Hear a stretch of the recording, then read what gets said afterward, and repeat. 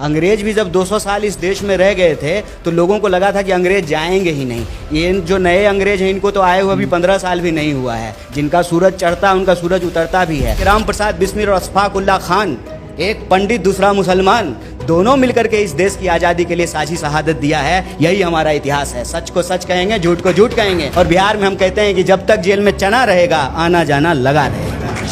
राहुल गांधी यहाँ पर कैंपेन करेंगे। ऑलरेडी उन्होंने कह दिया नरेंद्र सरेंडर का जो नारा दिया। युद्ध विराम की घोषणा प्रधानमंत्री करते ना, युद्ध विराम की घोषणा हमारी सेना करती, युद्ध विराम की घोषणा विदेश मंत्री करते। कि ट्रंप ट्वीट करके बताएगा कि युद्ध विराम हो गया है?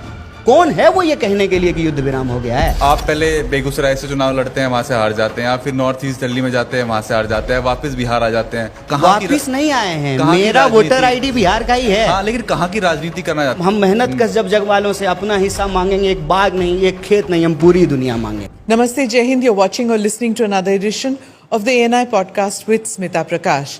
This episode is being filmed in Patna, Bihar. My guest is Kanhaiya Kumar. He is the All India Congress Committee in charge of NSUI and a youth leader in the Congress party. Entrusted by Rahul Gandhi to strengthen the party's presence in Bihar, he recently led a Padyatra in the state. He is also a former president of the JNU Students' Union. I'm joined by my colleague Naman in this episode. Kanhaiya ji, podcast में आने के लिए धन्यवाद। आपने पदयात्रा निकाली, आपको क्या response मिला बिहार में? बिहार में सबसे पहले तो आपका स्वागत है। धन्यवाद। आप बिहार आई हैं, पटना में आपका बहुत बहुत स्वागत है। और दूसरा कि एएनआई जो है पटना में कॉन्क्लेव करा रहा है, इसके लिए आपकी पूरी टीम को बहुत बधाई। और जहाँ तक यात्रा का सवाल है, आज आप लगातार कवर कर रहे हैं। कांग्रेस पार्टी पिछले कई सालों में कई यात्राएं की हैं। जैसे राहुल गांधी जी कन्याकुमारी से कश्मीर तक भारत जोड़ो यात्रा किए, मैं भी उसमें एक यात्री था। उसके बाद जो है न्याय यात्रा हुई, उसमें भी जो है मणिपुर से मुंबई तक हम लोग गए। और बिहार में भी जो है पलायन रोको नौकरी दो यात्रा की गई। उससे पहले भी हमने जो है कई यात्राएं की है। बिहार में भी एक यात्रा मैंने किया था, जनगण मन यात्रा, रोजगार के सवाल पे, शिक्षा के सवाल पे। जहाँ तक यात्राओं का सवाल है, इस देश में यात्राएं होती रहती हैं। और आप जब भी यात्रा पे जाते हैं तो ये एक बहुत ही सुंदर मौका होता है। एक यात्रा आप बाहर कर रहे होते हैं और एक यात्रा आपके भीतर चल रही होती है। और इस यात्रा के दौरान टेक्स्ट बुक से बिल्कुल अलग, और जो एक हर चीज़ में एक टैब पैटर्न होता है, उससे अलग आपको बहुत कुछ सीखने, समझने और देखने को मिलता है। और सबसे बड़ी बात यह है कि आम लोगों से आम तरीके से जुड़ने का मौका मिलता है। अमूमन अखबार के रिपोर्टों के माध्यम से, टीवी, मीडिया और सोशल मीडिया के माध्यम से बिहार की जो सच्चाई देखी और दिखाई जाती है, नकारात्मक या सकारात्मक, दोनों से एक अलग तस्वीर देखने को मिलती है। नकारात्मक भी जो बार बार कहा जाता है कि बिहार में कुछ है ही नहीं, ऐसा बिल्कुल भी नहीं है।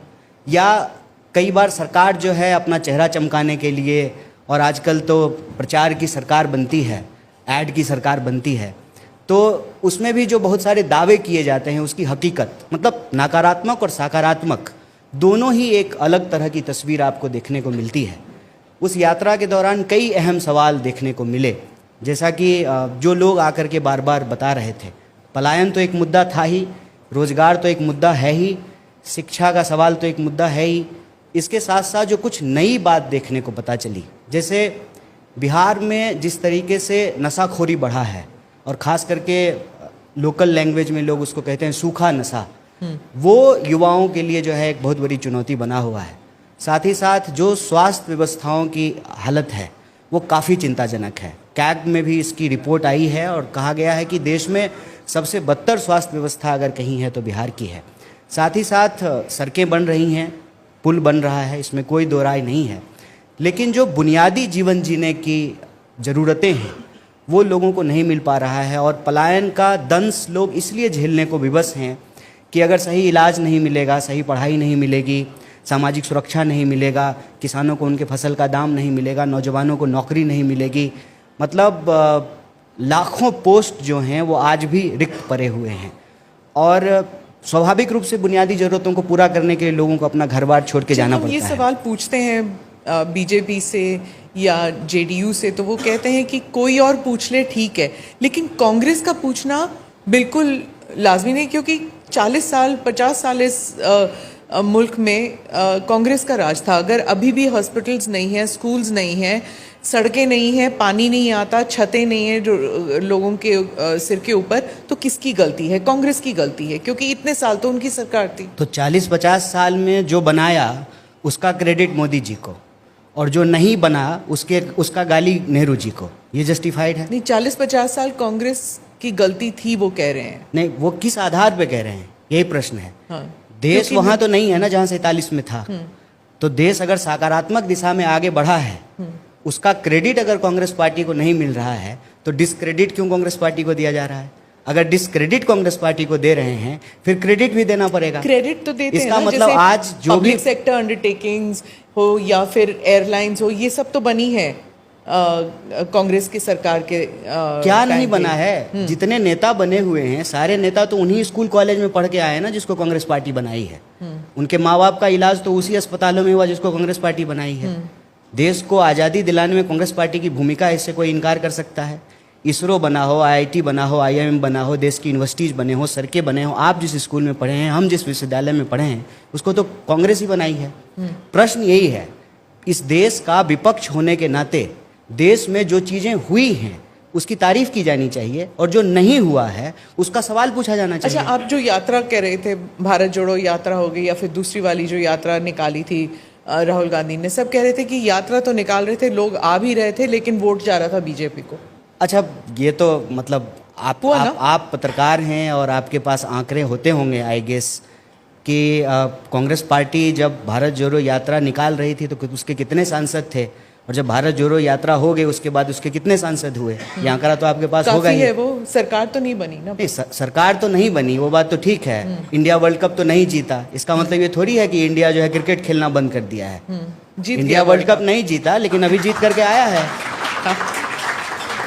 हाँ, सरकार तो बनना बिगड़ना ये तो लोकतंत्र का प्रक्रिया है ना। आप अगर आएंगे तो आप क्या करेंगे? पलायन रोकने के लिए क्या करेंगे? हम रोजगार देंगे, हम शिक्षा व्यवस्था को बेहतर करेंगे। मेला लगा के नौकरी, एक दिन का मेला और फिर नौकरी की गारंटी, वो बिल्कुल करेंगे। नौकरी की गारंटी है, हम हर वर्ग के लिए गारंटी दे रहे हैं। हाँ। माँ बहन योजना के तहत जो है हर बहनों को, बिहार को की जो बहनें हैं उनको 2500 रुपया दिया जाएगा। उसी तरह से युवाओं के लिए रोजगार की व्यवस्था करेंगे, स्वास्थ्य व्यवस्था को बेहतर करेंगे, शिक्षा व्यवस्था को बेहतर करेंगे। और ये सिर्फ बोल नहीं रहे हैं, जहां हमारी सरकारें बनी हैं वहां पे कर रहे हैं। हमारे पास तेलंगाना का मॉडल है, हमारे पास कर्नाटका का मॉडल है। जो भी वादा हमने किया था एक एक गारंटी को लागू किया। रेवंत रेड्डी बोल रहे हैं मेरे पास सरकार चलाने के लिए पैसा नहीं है। ऑन रिकॉर्ड जाके उन्होंने बोला है मेरे पास सरकार चलाने के लिए, रेवंत रेड्डी ने बोला है कि सरकार चलाने के पास मेरे पास पैसा नहीं है। फ्रीबीज में अनाउंस की थी, वो तो हमारा जीएसटी का हिस्सा मोदी जी नहीं देते हैं।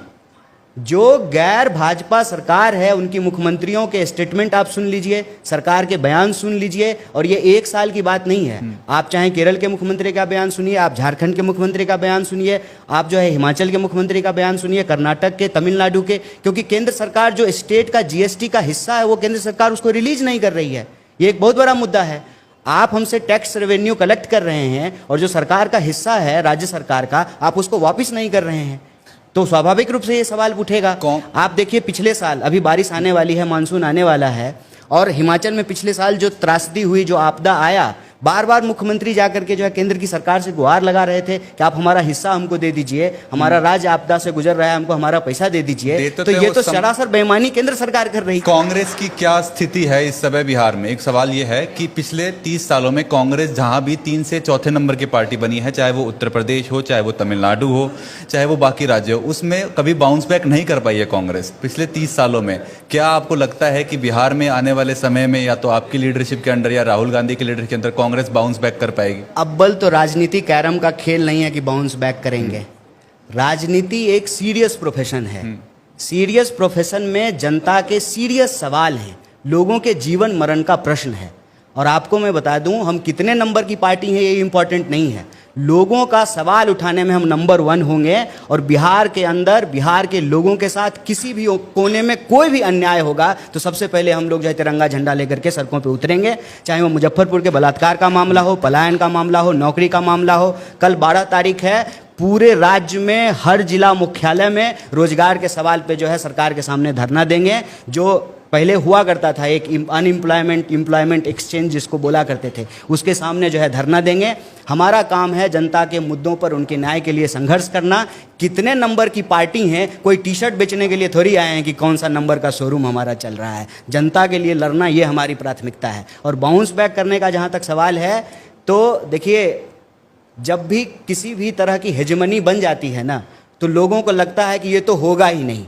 अंग्रेज भी जब 200 साल इस देश में रह गए थे तो लोगों को लगा था कि अंग्रेज जाएंगे ही नहीं। ये जो नए अंग्रेज हैं, इनको तो आए हुए अभी 15 साल भी नहीं हुआ है। जिनका सूरज चढ़ता है उनका सूरज उतरता भी है। और ये बिहार की धरती है, याद रखिएगा। हम सूरज को उगने से पहले डूबते हुए सूरज को अर्घ देने वाले लोग हैं। छठी मैया का जब पूजा करते हैं तो उगते हुए सूरज का अर्घ बाद में देते हैं, डूबते हुए सूरज का अर्घ पहले देते हैं। तो हम डूबते हुए सूरज और उगते हुए सूरज दोनों की प्रक्रिया को समझते हैं, जीवन की निरंतरता को समझते हैं। यही बिहार का दर्शन है, यही बिहार की जो है इतिहास है, यही बिहार की परंपरा है। तो बिहार से जो रोजगार और नौकरी का सवाल, जो पलायन का सवाल उठा है, ये सिर्फ बिहार का सवाल नहीं है, पूरे देश का सवाल बनने जा रहा है। और जिन नेताओं ने हमारे देश के आम परिवार के घरों के बच्चों को बेरोजगार बनाया है, उनके बच्चों को बेरोजगार बनाएंगे। ऐसा नहीं होगा कि हमको नौकरी नहीं मिलेगी और जय शाह जो है आईपीएल में जो है टीम बनाएंगे, हम ड्रीम 11 पे टीम बनाएंगे और वो जो है आईपीएल का टीम बनाएंगे। जो नेता हमको रोजगार नहीं दे रहा है उसके बाल बच्चों को बेरोजगार करेंगे। यही लोकतंत्र की ताकत होती है। सुबह प्रशांत किशोर आए थे तो हमारी उनसे बात हुई, तो हमने उनसे पूछा कि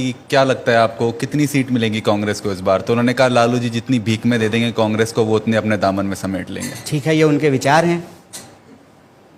क्या आपको लगता है कि कांग्रेस आने वाले समय में ये आरजेडी की शैडो से निकल पाएगी और अपना एक अस्तित्व बना पाएगी? नहीं, ये शैडो की कोई बात ही नहीं है। ये आपके विचार हैं जो ये शब्द तो आप बोल आपके रहे हैं। विचार क्या हैं बताइए। हमारे जो विचार हैं वो हम कर रहे हैं कि बताइए, इसलिए तो आए हैं कल जो है रोजगार के सवाल पे हम बिहार के हर जिला मुख्यालय पे धरना दे रहे हैं। आप अपना जो है बीट स्टाफ भेजिएगा कवर करने के। आप एक टेम्पल में गए थे और उस टेम्पल में जाने के बाद उसे रिपोर्टेडली गंगा से धोया गया था। नहीं, मंदिर को नहीं धोया गया था, तो प्रांगण को। लेकिन अगर धोया गया तो ये सवाल तो उन पर उठता है ना जो धो रहे हैं।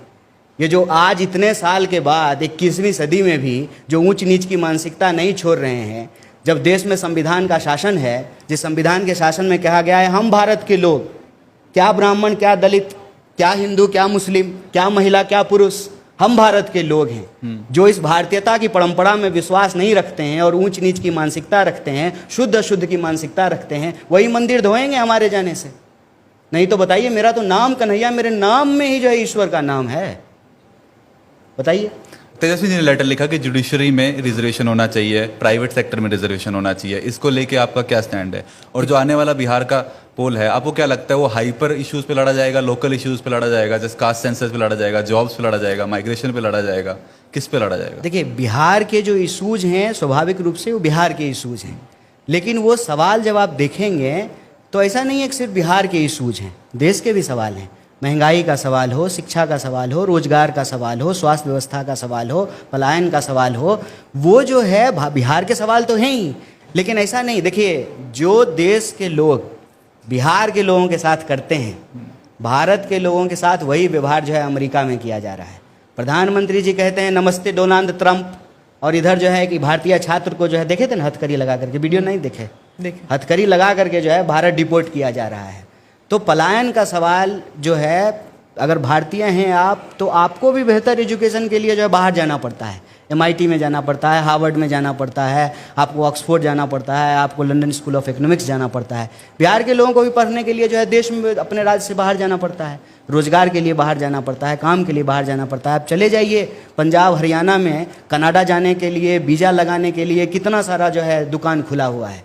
तो ये जो सवाल हैं स्वाभाविक रूप से बिहार के सवाल हैं। आप इनको कह सकते हैं कि ये हाइपर लोकल सवाल हैं, लेकिन ये सवाल देश के भी सवाल हैं। बिहार का चुनाव स्वाभाविक रूप से बिहार के मुद्दे पर लड़ा जाना चाहिए, और बिहार का सबसे बड़ा मुद्दा ये है, आप कहीं चले जाइए, नौकरी एक बहुत बड़ा सवाल है। किसी सेंटर पे चले जाइए, पटना चले जाइए, भागलपुर चले जाइए, मुजफ्फरपुर चले जाइए, पूर्णिया चले जाइए, रोहतास, सासाराम चले जाइए, गया चले जाइए, बेगूसराय चले जाइए, हर जगह विद्यार्थी जो है वो जो है छोटे छोटे कमरों में, करकट जो है ये 44 डिग्री टेम्परेचर में जो है इतना तपता है, उसमें जो है दाल भात चोखा बना करके खाता है, दिन रात आंख फोड़ करके पढ़ाई करता है। जब नौकरी का बात आता है तो प्रश्न पत्र लीक हो जाता है, समय पे बहाली नहीं होती है, वैकेंसी नहीं निकलता है। और देखिए बिहार का स्थिति है ना कि नौकरी नहीं मिलेगा तो ब्याह नहीं होता है, ये सच बात है।